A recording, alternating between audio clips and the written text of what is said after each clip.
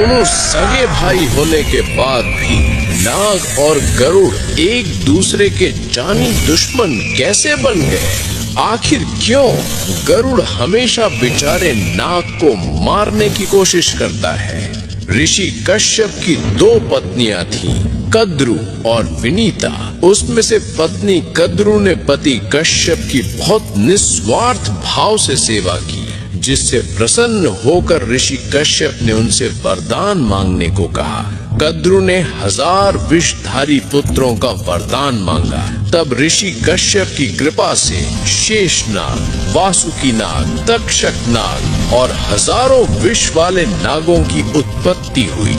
लेकिन कद्रु को हमेशा विनीता से बहुत ईर्ष्या थी और इसी के चलते एक बार दोनों में शर्त लगी कि समुद्र मंथन से निकले सफेद घोड़े की पूंछ का रंग कौन सा है।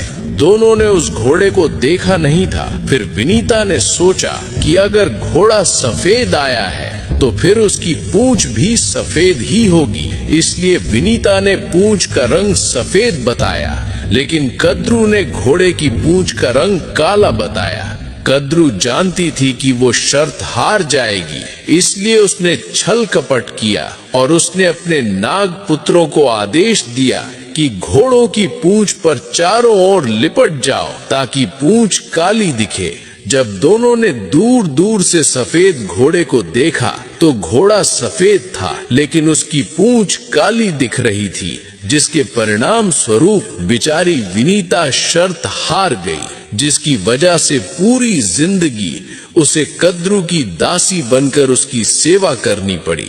फिर कुछ समय बाद विनीता ने भी पति कश्यप की बहुत सेवा की, जिससे प्रसन्न होकर ऋषि कश्यप ने उनसे वरदान मांगने को कहा। तब विनीता ने वरदान में केवल 2 ही पुत्र मांगे, लेकिन उनकी शर्त बस यही थी कि मेरे पुत्र भले ही संख्या में कम हो, लेकिन बल और तेज में कद्रु के 1000 पुत्रों से श्रेष्ठ और शक्तिशाली होने चाहिए।